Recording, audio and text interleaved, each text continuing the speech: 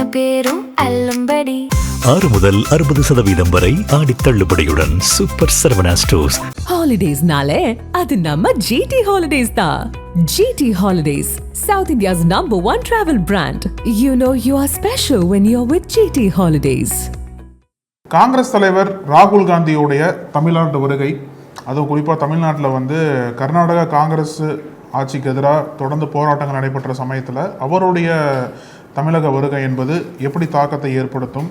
திடீர்னு ஒரு பிளான் வச்சுருந்தாரு, அந்த பிளான் ரத்தாயிருச்சு. அந்த ரத்தான பிளான் என்ன, அதற்கான பின்னணி என்ன அப்படின்றது குறித்தும் ஒரு வினோதமான ஒரு புதிய முறையை ஒரு தமிழக அமைச்சர் தொடங்கி வச்சிருக்கார். அது எல்லா மட்டத்திலையும் சர்ச்சை ஏற்படுத்தியிருக்கு. அப்படி என்ன தொடங்கி வச்சாரு, எதற்காக சர்ச்சையாகுது, அந்த அமைச்சர் யார் அப்படின்றது குறித்தும் இன்னைக்கான நிகழ்ச்சியில் பார்த்துடலாம். Welcome to sensation.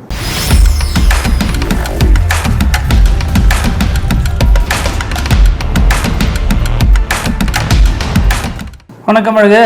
வணக்கம் பிருத்திவி. அதாவது முதல்வருக்கே மாற்றம் தேவைப்படுது. வெள்ளிக்கிழமையான வேட்டி சட்டையும் 10வது மாடிக்கு நாமக்கல் மாளிகையை முதல்வர் அலுவலகமாக மாற்றுவதற்கும் எல்லா வேலைகளும் நடக்கிறப்ப ஷோவில் மட்டும் ஏன் நானே இன்ட்ரோ கொடுக்கணும், நீங்க ஒரு இன்ட்ரோ கொடுங்க ஒரு மாற்றத்துக்கு. ஏன்னா தமிழ்நாட்டில் எல்லாமே மாறிடுச்சுன்னு நகைக்கடைகளே விளம்பரம் பண்றப்ப நம்ம ஷோவில் ஒரு மாற்றம் இருக்கக்கூடாதா? அதனால உங்களை முன்னோட்டம். அதனாலதான் என்ன பேச வச்சீங்க. இந்த மாற்றத்தினால என்ன பயன் வந்துடும் நினைக்கிறீங்க? இப்ப அந்த மாற்றத்தினால என்ன பயன் வந்துருக்கு நினைக்கிறீங்க? கண்ணாடியை திருப்பினா ஆட்டோ ஓடிடுமா? அது மாதிரிதான் ஓடுவோம் நம்புவோம் அப்படின்னு நம்ம ஷோ ஆரம்பிக்கலாம். இதுல ராகுல் காந்தி வருகை பத்தி பேசுறீங்க. இன்னைக்கு ராகுல் காந்தி வந்திருக்கிறாரு, பெரிய எதிர்பார்ப்புக்கு மத்தியில வந்திருக்காரு. ஆனா ஒண்ணுமே நடக்கல பெரிய அளவுல அப்படிங்கறத அதனுடைய இன்னொரு பக்கமா இருக்கு, பிளிப் சைடா இருக்கு. ஏன் அப்படின்னா ராகுல் காந்தி முதல்வர் சந்திப்பு நடக்குமா அப்படிங்கிற கேள்வி இன்னமும் இருக்கு. அதுதான் பிளான் ரத்தானதுக்கு காரணமே. ஆமா. ஆனா நேற்று வரைக்கும் இருந்துச்சு, முந்தா நாள் வரைக்கும் இருந்துச்சுன்னு இந்த விஷயம் பேசப்பட்டாலும் இவர் கர்நாடகாவுக்கு போகல, அங்க அவங்க புறக்கணிச்சிட்டாங்க அப்படிங்கிறது முதல் விஷயம். ரெண்டாவது, நீட்டுக்காக டெல்லிக்கு போக முடியாத முதல்வர், கர்நாடகா மேகதாதுவுக்காக கர்நாடக மாநிலத்துக்கு பேச்சுவார்த்தை கூட போக முடியாத முதல்வர் ராகுல் காந்தியை சந்திச்சு என்ன பேச போகிறார்? ராகுல் காந்தியை சந்திக்கிறது 2 பேருக்குமே நெருக்கடியா அல்லது ராகுல் காந்திக்கு நெருக்கடியா அப்படிங்கிற பல விஷயங்களும் பல கேள்விகளும் விவாதிக்கப்பட்டுச்சு. இந்த நேரத்தில் ராகுல் காந்தி பயிற்சி முகாமை ஒட்டி மாமல்லபுரம்ங்கிறது தாவேக்காவோட ஸ்பாட்டு. எது நடந்தாலும் அவங்க அங்கதான் வச்சு பண்ணுவாங்க. ஆமா, கரூர் விவகாரத்துல உயிரிழந்த குடும்பத்தை முதல்வர் அங்கதான் சந்திச்சாரு. அதற்கப்புறம் பல நிகழ்ச்சிகளும் மாமல்லபுரத்துல தான் நடக்குது. இப்போ மாமல்லபுரம் அப்படிங்கிறது தாவேக்கா வர முடியாத அல்லது தொட முடியாத தொலைவில் இருக்கிற ஒரு இடம் கிடையாது. அவங்க அடிக்கடி புழங்கக்கூடிய ஒரு இடம் தான். அப்ப அங்க வரக்கூடிய கூட்டணி கட்சி தலைவரையே முதல்வர் கண்டுக்கலையா, பார்க்க மாட்டாரா அப்படிங்கிற ஒரு கேள்வி எழுந்திருக்கு. ஏன் அப்படின்னா ராகுல் காந்தி இவர் கரூர் விவகாரத்தில் சிக்கின பொழுது ராகுல் காந்தி தான் தமிழக அரசிட்ட தலையிட்டு நடவடிக்கை எடுக்கக்கூடாது அப்படின்னு சொன்னதாக தகவல். ஆனா இப்ப பாருங்க, இப்போ ராகுல் காந்தி டெல்லி போராட்டத்தில் ஈடுபட்டு மூக்கு உடைப்பட்ட நேரத்திலையும் இவர் விகரசா பாஜகவை எதிர்க்கல. மேம்போக்கா முதல்ல யார் என்னன்னே தெரியாம ஒரு ஐடியில இருந்து ஒரு எதிர்ப்பு வந்துச்சு. அதுக்கப்புறம் தாவேக்காவினுடைய ஐடி விங்க அவங்க அந்த ஐடியில இருந்து எதிர்ப்பு தெரிவிச்சாங்க. அதற்கப்புறமா தான் முதல்வர் மென்மையான ஒரு கண்டனத்தை தெரிவிக்கிறார். பாஜக அதாவது திமுக மீது காட்டக்கூடிய கோவத்துல ஒரு துளி கூட பாஜக மேல காட்டல. ஆனா ராகுல் காந்தியை கண்டிக்கணும், நீட்டை கண்டிக்கணும் எல்லாம் பண்ணிட்டு இங்க நீட்டுக்கு எதிராக போராடுறாங்க இல்லையா, அவங்கள கண்டிச்சாரு, ஒடுக்கினாரு. இப்ப நீட்டுக்கு எதிராக டெல்லியில ஒரு போராட்டம் நடந்துச்சு, அதை ஒடுக்கின பாஜகவுக்கு எதிராக காங்கிரஸ் எவ்வளவு பெரிய குரல் கொடுத்துச்சு. அதே மாதிரி இங்க நீட்டுக்கு எதிராக போராடுறவங்கள இந்த மாநில அரசு ஒடுக்குது, அதுக்கு ஏதாவது காங்கிரஸ் குரல் கொடுத்துச்சா?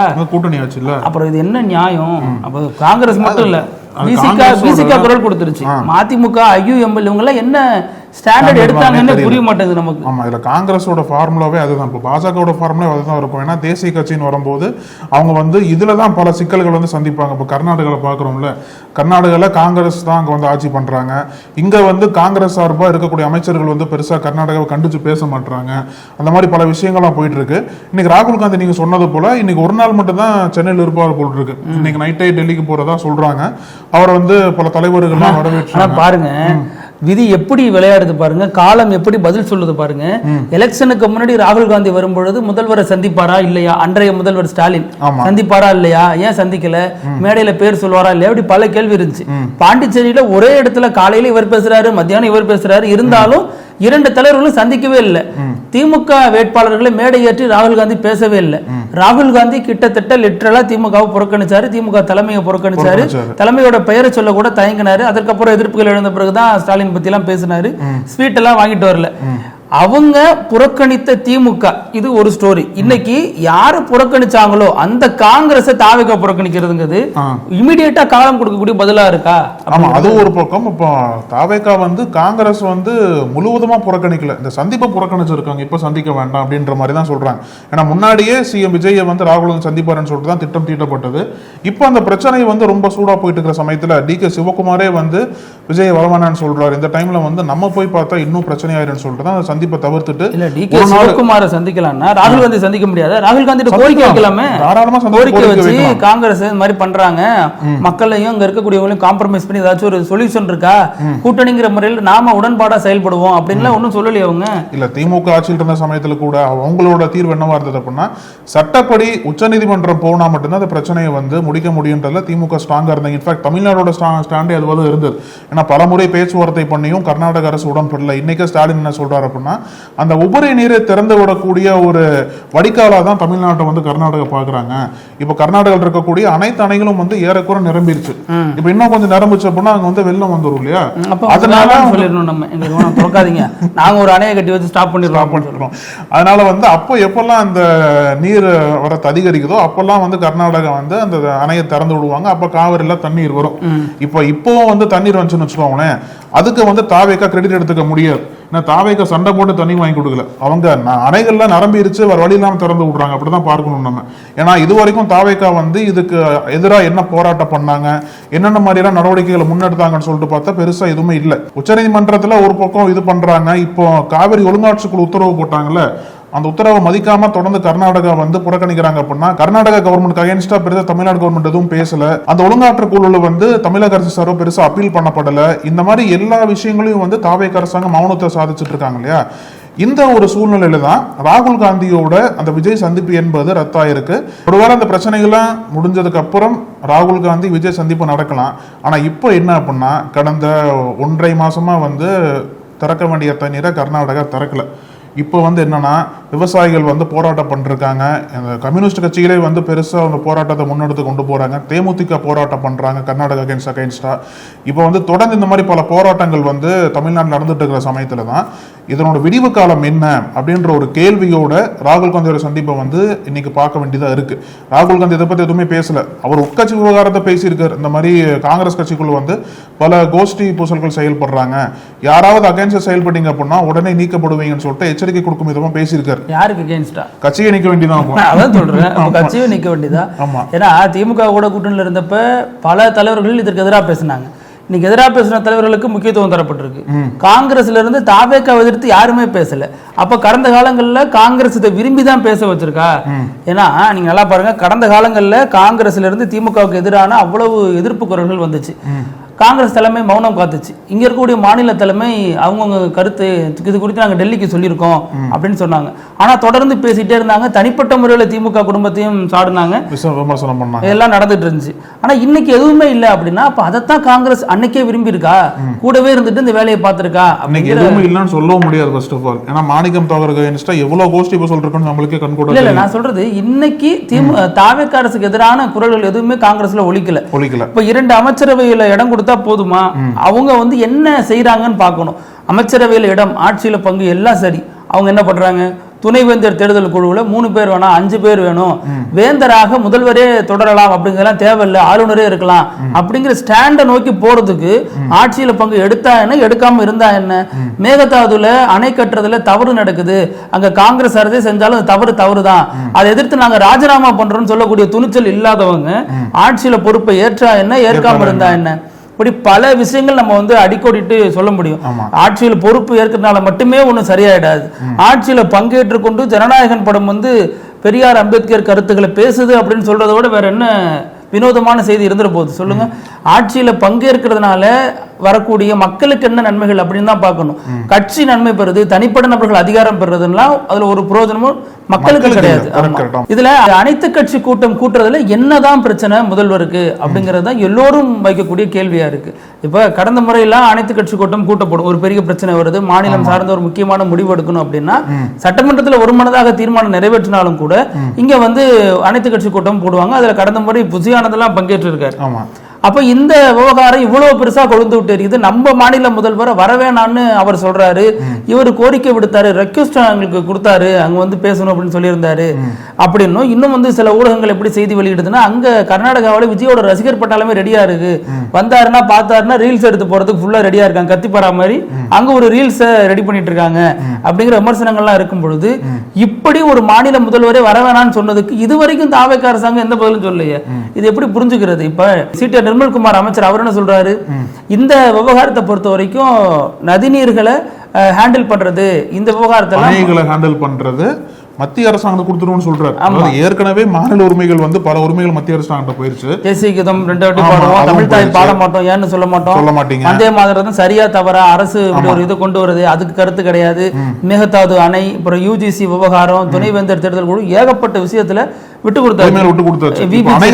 உரிமையை வந்து விட்டு கொடுத்தலான்ற மாதிரி ஒரு கருத்தை பதிவு பண்ணிருக்காரு. அது மட்டும் சொல்ல அவர் என்ன சொல்றாருன்னா, இதுக்கு வந்து உச்சநீதிமன்றத்தை நாடுவதுதான் சரியான தீர்வுன்னு சொல்றாரு. நீங்க ஆளுங்கட்சி எதிர்கட்சியை புரியல எனக்கு. உச்சநீதிமன்றத்தை நாடுவோம்னு சொன்னா பிரச்சனை இல்ல, நாடுறதுதான் சரியான தீர்வு அப்படின்னா நீங்க நாட வேண்டியதானே. எச்சரிக்கிறாருங்க, நாடுறதுதான் தீர்வு, நீங்க சொன்னா கேட்க மாட்டேங்கிறீங்க.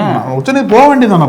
எதிர்கட்சிகள் தான் இந்த மாதிரி கருத்துக்கள்லாம் பதிவு பண்ணுவாங்க. ஆளுங்கட்சியை வந்து இந்த மாதிரி சொல்றதுக்கு, ஆளுங்கட்சியை இருந்துகிட்டு எதிர்கட்சியா நீங்க கருத்து சொல்றது என்ன அர்த்தம்? நீங்க தான் ஆளுங்கட்சியா இருக்கீங்க, நாடுறதான் தீர்வுன்றதை விட உச்சநீதிமன்றத்துக்கு போங்க, அப்பீல் பண்ணுங்க, அங்க போய் ஃபைட் பண்ணுங்க. அதை தான் நீங்க ஒரு ஆளுங்கட்சியா பண்ணணும். அதை விட்டுட்டு எதிர்கட்சிகள் சொல்ற மாதிரி வெறுமனே கருத்துக்களே சொன்னீங்க அப்படின்னா, இப்போ நிறைய மீம்ஸ் எல்லாம் போடுறாங்களா, கில்லி படத்துல ஒரு டைலாக் வரும், விஜய் வந்து இந்த மாதிரி அவர் விட்டீங்க அப்படின்னா கர்நாடகத்துக்கு போய் காவிரி தண்ணி கொண்டு வந்துருவார் அப்படின்ட்டு, அதை மாதிரி டைலாக்ல ரீல்ஸ் எடுத்து போட்டுட்டு இருக்காங்க. அப்ப அப்படி நினைச்சுதான் விஜய் வந்து பிளான் பண்ணாரா, போனா தண்ணி கொடுத்துருவாங்க அப்படின்னா ஸ்டாலினும் கேட்டிருக்காரு. என்ன நினைச்சாங்கன்னு தெரியல, அங்க வந்து கதவை மூடிட்டாங்க, ஒழுங்காற்ற குழு சொல்லியும் கதவை மூடி விட்டாங்க கர்நாடகால.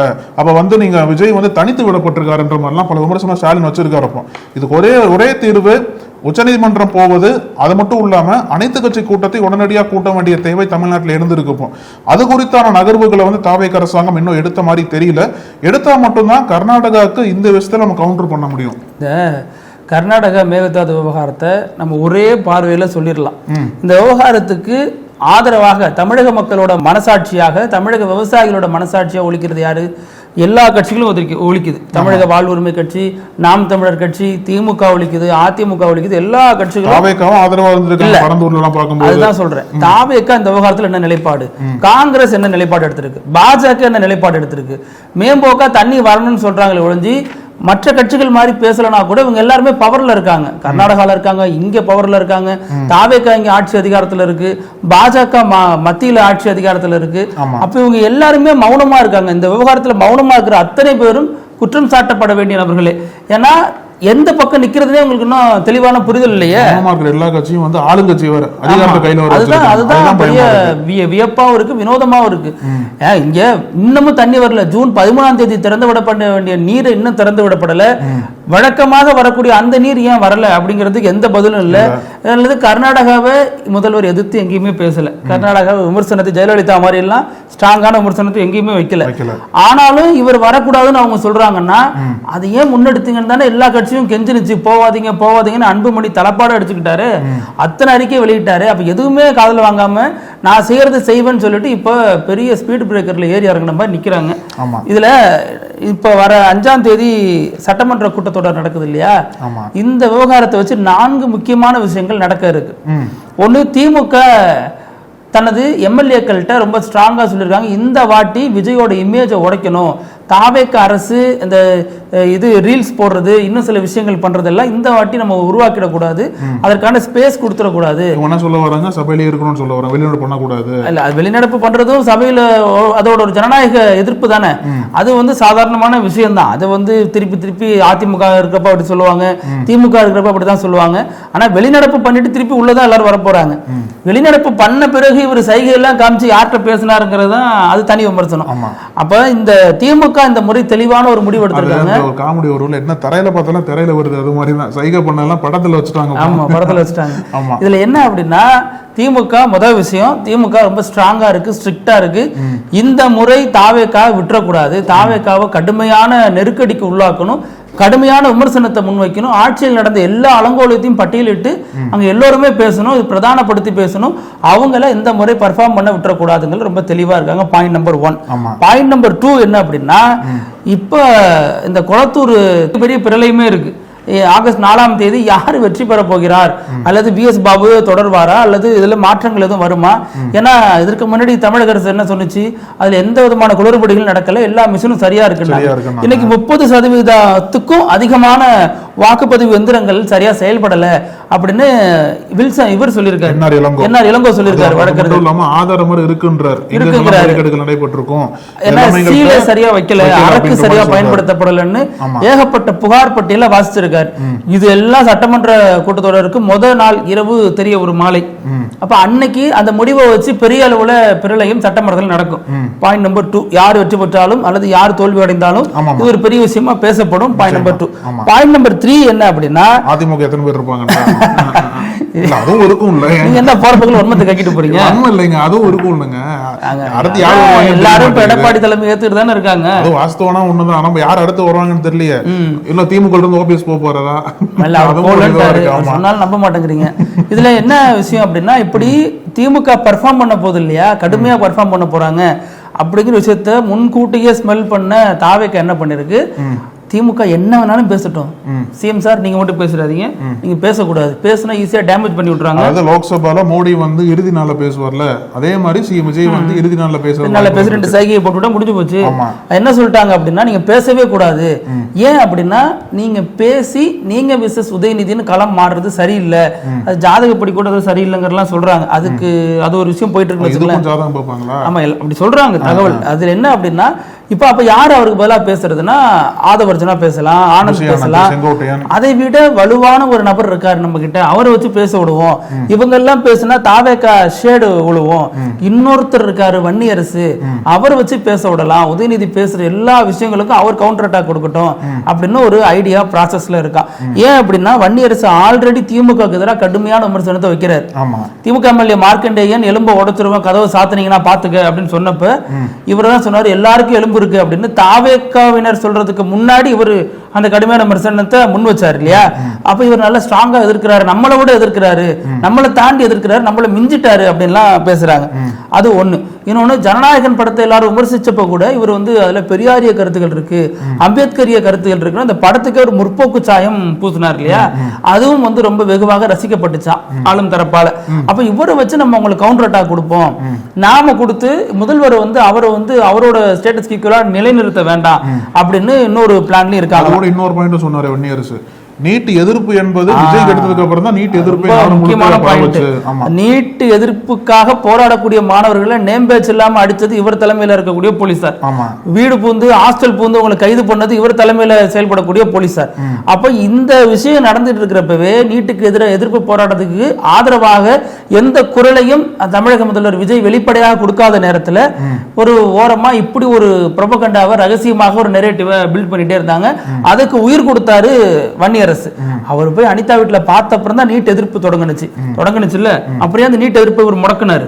நீட் எதிர்ப்புல இவரும் உட்கார்ந்து இருக்கணும்ல, இவர் உட்கார்ந்து இந்த போராட்டத்தை இன்னும் விகரசா எடுத்துட்டு போயிருக்கலாம்ல, அதை ஏன் செய்யல? அப்ப அன்னைக்கு நடந்தது போலித்தன்மையா, இன்னைக்கு செய்யறது போலித்தன்மையான ஒரு கேள்வி இருக்கு. இதை தாண்டி சில முன்னாள் எம்எல்ஏக்களை முன்னாள் அமைச்சர்களை கைது பண்றாரு இல்லையா, இந்நாள் எம்எல்ஏக்கள் இந்நாள் அமைச்சர்களாகவும் அவங்க இருக்காங்க. அப்ப அவங்களை கைது பண்றதோட நோக்கம் என்ன அப்படின்னு நம்ம பார்த்தது இடைத்தேர்தல், அதெல்லாம் ஒரு காரணம். அதை தாண்டி முக்கியமான காரணம் என்னன்னா, இந்த சட்டமன்ற கூட்டத்தொடர்ல பல விஷயங்கள் திமுக எழுப்ப போகுதுங்கிறது இவங்களுக்கு தெரியுது. ஏன்னா இடைப்பட்ட நாட்கள்ல திமுக ஆட்சியில் நடந்த எல்லாமே தொடர்ந்து இருக்கு. லாக்அப் மரணமா இருக்கு, பாலியல் வன்கொடுமையா இருக்கு, சட்டம் ஒழுங்கு பிரச்சனை, கஞ்சா விவகாரம், இதெல்லாம் இவங்க அமைச்சர்களும் எம்எல்ஏக்களுமே சம்பந்தப்பட்டிருக்காங்க. பல விஷயங்கள்ல இன்னமும் அது அப்படியேதான் இருக்கு ஃபீல்டுல. அப்ப இவ்வளவு விமர்சனங்கள் இவ்வளவு புகார்கள் இருக்கிறப்ப என்ன பண்றது அப்படின்னா, அவங்கள 2 பேர் அரெஸ்ட் பண்ணி அதை வச்சு இவங்க முன்கை எடுக்கிறது, இவங்க ஆட்டத்தை ஆரம்பிச்சு வைக்கிறது. அப்ப டிபேட் இதை சுத்தி சுழலும். அதற்காகத்தான் செந்தில் பாலாஜியை கைது பண்றதுக்கான இவ்வளவு முன்னேற்பாடுகள் நடக்குது. மார்க்கண்டேயனை கைது பண்றது, அனிதா ராதாகிருஷ்ணனை கைது பண்ண முயற்சி பண்ணது, இது எல்லாத்துக்கு பின்னாடி இந்த மாதிரியான ஒரு செயல் திட்டம் இருக்கு அப்படின்னு இந்த 4 விஷயத்தை பட்டியல் போட்டு சொல்றாங்க. இது 4மே வந்து சட்டமன்ற கூட்டத்தொடரில் பெரிய அளவில் எதிர்பார்க்கலாம் அப்படின்னு நமக்கு சோர்ஸ் சொல்றாங்க. அதற்கெல்லாம் முன்னாடி சட்டமன்ற கூட்டத்தொடர் 5ஆம் தேதி தொடங்குதுன்னா 6ஆம் தேதி பட்ஜெட் தாக்கல். அந்த பட்ஜெட்டை கொண்டு போய் 5ஆம் தேதி வந்து பொது பட்ஜெட் தாக்கல், ஆமா 6ஆம் தேதி வேளாண் பட்ஜெட் தாக்கல். ஆமா, அந்த வேளாண் பட்ஜெட்டை கொண்டு போய் திருப்பதியில வச்சு ஏர்குண்டலவாடா வெங்கட்ரமணா கோவிந்தான்னு யாருக்கு கோவிந்தா போட்டாருன்னு தெரியல ஒரு அமைச்சர் பண்ணிட்டு வந்திருக்காரு. அப்படிங்கறதா ரொம்ப வருந்தத்தக்க ஒரு விஷயமா இருக்கு, சர்ச்சைக்குரிய விஷயமா மாறி இருக்கு. வேளாண் துறை அமைச்சர் தான் வினோத் தான், அவர் தான் வந்து பட்ஜெட்டை பிரசன்ட் பண்ண போறாங்க. தாவேகா அரசுடைய முழு பட்ஜெட்னு சொல்லலாம், ஃபர்ஸ்ட் டைம் பட்ஜெட் பிரசன்ட் பண்ண போறாங்க. அது பொது பட்ஜெட் வந்து மரிய வில்சன் பிரசன்ட் பண்ணுவார் 5ஆம் தேதி. 6ஆம் தேதி வினோத், அவர் தான் வேளாண் துறை அமைச்சர், அவர் தான் பிரசன்ட் பண்ணுவார். அவர் தான் இன்னைக்கு வந்து திருப்பதி போயிட்டு அங்க அந்த பட்ஜெட் பேப்பர்ஸ்லாம் இருக்குல்ல, டிராஃப்ட் பட்ஜெட்டை, அதை வச்சு அங்க கோயில்ல வச்சு பூஜை எல்லாம் பண்ணி எட்டு வந்திருக்காரு. இதுதான் பெரிய சர்ச்சையா மாறி இருக்கு. ஏன் அப்படின்னா இது வரைக்கும் தமிழ்நாட்டோட வரலாற்றுல இது வரைக்கும் யாருமே பண்ணதில்லை. அப்படி ஒரு பட்ஜெட் காப்பியை போய் இங்க இருக்கக்கூடிய கோயிலுக்கே யாரும் போக மாட்டாங்க பட்ஜெட் காப்பி எடுத்துட்டு. ஒன்னனை காலில் வருவாங்க, பட்ஜெட் சூட்கேஸ் தூக்கிட்டு வருவாங்க, சிஎமோட சேர்ந்து வரதெல்லாம் பார்த்துருப்போம். அதுதான் நடைமுறையா இருக்கு. இப்போ இங்க இருக்கிற ஒரு அமைச்சர் வந்து ஆந்திரா போய் திருப்பதியில போய் தமிழ்நாட்டோட பட்ஜெட் டிராஃப்ட் பேப்பர் வந்து அங்க வச்சுட்டு வழிபட்டு இருக்காரு அப்படின்னா அது எவ்வளவு பெரிய சர்ச்சையா மாறி இருக்கு அப்படின்னா எல்லாருமே எதிர்ப்பு தெரிவிக்கிறாங்க. எதிர்கட்சிகள் மட்டும் இல்ல, கூட்டணியில் இருக்கக்கூடிய சிபிஎம் எம்பி இருக்காருல்ல சோ வெங்கடேசன், அவருமே எதிர்ப்பு தெரிவிக்கிறார். பட்ஜெட் என்பது வந்து ஒரு அரசியலமைப்போட ஒரு ஆவணம். அதை எப்படி நீங்க வந்து ஒரு ஆன்மீக பொருளை எப்படி மாத்தலாம், அதை உங்களோட பர்சனல் மத நம்பிக்கையெல்லாம் வந்து இதுல எல்லாம் கொண்டு வராதீங்க அப்படின்ற மாதிரி ஒரு பயங்கரமான எதிர்ப்பை பதிவு பண்ணியிருக்காரு. அது மட்டும் இல்லாம எல்லா சமூக ஆர்வலர்களும் இதை வேளாண் துறை அமைச்சர் வந்து 3 மாதங்களா டெல்டா பகுதிகளில் விவசாயிகள்லாம் அவ்வளோ கஷ்டப்பட்டுட்டு இருக்காங்க, அவ்வளோ வேதனைகள் இருக்காங்க. தண்ணி வரமாட்டேங்குது, பயிர்க்கடன்லாம் வந்து முழுமையாக தள்ளுபடி பண்ணல, எங்களோட தொழிலே வந்து வாழ்வாதாரமே கெட்டு போயிருக்கிற சமயத்தில் அங்கெல்லாம் போய் வேளாண் துறை அமைச்சர் முழுவதும் ஆய்வு பண்ணாமல் அந்த விவசாயிகளோட நிற்காம அந்த வேளாண் துறை பட்ஜெட்டை மட்டும் எதற்காக வந்து ஒரு மர ரீதியாக மாற்றி திருப்பதிக்கெல்லாம் போய் சப்மிட் பண்ணிட்டு வராரு, அங்க போய் எல்லாம் பூஜை பண்றாரு அப்படின்ற மாதிரி எல்லாம் பல சர்ச்சைகள் என்பது கிளம்பி இருக்கு. விவசாயிங்க போராட்டம் பண்றாங்க, அதை போய் பாக்குறது இல்ல, திருப்பதிக்கு போயிட்டு விவசாய பட்ஜெட் வச்சு கும்பிட்டு வராரு. ஆமா, இதுல என்ன அப்படின்னா இப்ப வந்தே மாதரம் ஏன் காங்கிரஸ் திமுக போன்ற கட்சிகள்லாம் எதிர்க்குது? ஆல்ரெடி இருந்த ஸ்டான்ஸாவில இருந்து இன்னும் அந்த பாடலுடைய முழு பத்தியையும் எடுத்து பாட சொல்றீங்க. அந்த முழு பத்தியில இருக்கக்கூடியது எல்லாமே இந்து கடவுளை போற்றக்கூடிய விஷயங்களா இருக்கு. இப்ப நீங்க அப்படி பண்ணீங்க அப்படின்னா இஸ்லாமியர்களோ மத நம்பிக்கை இல்லாதவர்களோ அந்த பாடலை எப்படி ஏற்றுக்கொண்டு பாட முடியுங்கிறதா இவங்க நாடாளுமன்றத்தில் வைத்த வாதங்களா இருந்துச்சு. அது பெரிய அளவுல செவி கொடுக்கப்படலை, அந்த தீர்மானம் நிறைவேற்றப்பட்டுடுச்சு, சட்டமாக்கப்பட்டுடுச்சுன்னு வச்சுங்களேன். இப்போ அதே தவிர தானே தாவேகா அரசு பண்ணுது. திருப்பதியில கொண்டு போய் கும்பிட்டுட்டா அப்போ மசூதி போறவங்களும் சர்ச்சு போறவங்களும் அதை எப்படி பார்ப்பாங்க? அதை தாண்டி அதை எதுக்கு ஆன்மீக பொருளாக மாற்றணும்? சு வெங்கடேசன் கேட்ட கேள்வி நியாயமானது தானே. அது எதுக்கு ஆன்மீக பொருளாக மாற்றணும்? அது மக்களுக்கான பட்ஜெட், அனைவருக்குமான பட்ஜெட்டுங்கிறப்ப இப்ப முன்னாள் அமைச்சர்களும் போவாங்க, அது மாதிரி கலைஞர் நினைவிடம் போவாங்க, ஜெயலலிதா நினைவிடம் போவாங்க. பட்ஜெட் வச்சு கும்பிட்ட மாதிரி எனக்கு ஞாபகம் இல்லை. அதற்கு பதிலாக பட்ஜெட் தினத்தன்று போயிட்டு இவங்க மலர் தூவி மரியாதை செலுத்திட்டு வருவாங்க. அது வேற. அது இது வந்து இதுக்கு ஒரு வழிபாட்டு சாயம் பூசக்கூடாது இல்லையா, அதுக்கு ஒரு மத சாயம் பூசக்கூடாது இல்லையா. நீங்க சார்ந்திருக்கிற மதம் தான் அந்த தமிழ்நாட்டோட மதமா? அப்படி கிடையாது இல்லையா. அப்ப மத நம்பிக்கை இல்லாதவர்களுக்கு இந்த பட்ஜெட் போக போகுது, மத நம்பிக்கை இருக்கிறவங்களுக்கு இந்த பட்ஜெட் போக போகிறது, வேற்று மத வழிபாட்டில் இருக்கிறவங்களுக்கும் இந்த பட்ஜெட் வந்து போக போகுதுன்னா அது எப்படி ஒரு மதம் சார்ந்து நீங்க செயல்பட முடியும், அரசு எப்படி செயல்பட முடியுங்கிறதா ஒரு விமர்சனம். கண்டிப்பா இந்த பயணத்தை தவிர்த்து இருக்கணும். ஆனா வந்து சிஎம் விஜய்கிட்ட சொல்லிட்டு தான் போனாரா, எப்படி அனுமதிக்கப்பட்டார், பட்ஜெட் பேப்பர்ஸ் வந்து இன்னொரு மாநிலத்தில் வச்சு எப்படி ப்ரே பண்ண முடியும், அது மாதிரிலாம் பல கேள்விகள் எழுந்திருக்கு. இது குறித்து உரிய விளக்கம் கொடுக்க வாய்ப்பு இல்லைன்னு தான் சொல்றாங்க. ஏன்னா கொடுத்தது கிடையாது. படத்துல இது வரைக்கும் என்னையே நம்பி இருந்தீங்களே, உனக்கு நான் என்ன செஞ்சிருக்கேன்? ஒன்னும் அதே தான் அவங்களுக்கு போய் சொல்லும் பாருல. படம் பேர் மாத்தி சொல்லிட்டீங்க, படிக்காதவனா.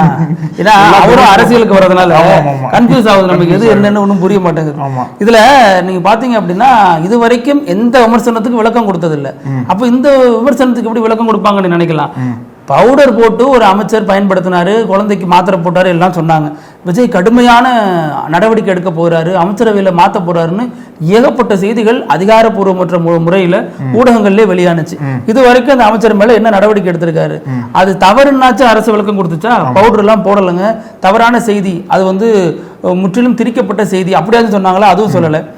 இன்னொரு பெண் வந்து பாலியல் புகார் கொடுக்குறாங்க, அந்த பெண்ணை கட்சி விட்டு நீக்கிறாங்க. இன்னொரு பெண் வழக்கறிஞர் துறையில ஊழல் நடக்குதுன்னு சொல்றாங்க, அவங்களை கட்சி விட்டு நீக்கிறாங்க. அந்த புகார்களுடைய ஸ்டேட்டஸ் என்ன? இப்ப விசிகாவில இருந்து ஒரு பொருளாளர் சொல்றாரு, இங்க வந்து டாஸ்மாக் தனியார் மயமாக்க போறாங்கிறது அவர் ஒரு பேட்டி கொடுக்குறாரு. அமைச்சர் ராஜீவ்காந்தி பணியிட மாற்றுதல்ல முறைகேடு செஞ்சிருக்காருங்கிறாங்க. சு வெங்கடேசன் முதல்வர் துறையிலேயே ஊழல் நடந்திருக்கு, முறைகேடு நடந்திருக்கிறாரு. அப்ப இதெல்லாம் எந்த விளக்கமும் கிடையாது. விபிஜி ராம்ஜியை ஏன் அலோவ் பண்ணீங்க? என்ன இப்படியே போயிட்டு இருந்தா எல்லாமே பொய் தான்டா. அப்ப நம்ம எப்படி எதை வச்சு கேள்வி கேட்கறது, எதை வச்சு விவாதம் பண்றது, எதை வச்சு மக்கள் அதை புரிஞ்சுக்கிறதுன்னு பல விஷயங்கள் இருக்குல்ல. பேசுவோம் அழகு. இதே மாதிரி பல செய்திகளோட மீண்டும் சந்திக்கலாம். அது வரைக்கும் நன்றி. நன்றி பிருத்திவி. நக்கீரன் டிவிக்கு சப்ஸ்கிரைப் செய்யுங்கள். உங்கள் ஆதரவே எங்கள் பலம். ஆசிரியர்களுக்கு நண்பனாகவும் மாணவர்களுக்கு ஆசானாகவும் திகழும் தேர்வு வழிகாட்டி. ஒவ்வொரு பாடத்திற்கும் அனுபவமிக்க ஆசிரியர்களின் துல்லியமான தெளிவான விடைகள். CNC இருக்கு, தேர்வு பயம் எதற்கு? இது தீரன் பப்ளிஷிங் ஹவுஸ் விற்பனை வெளியீடு.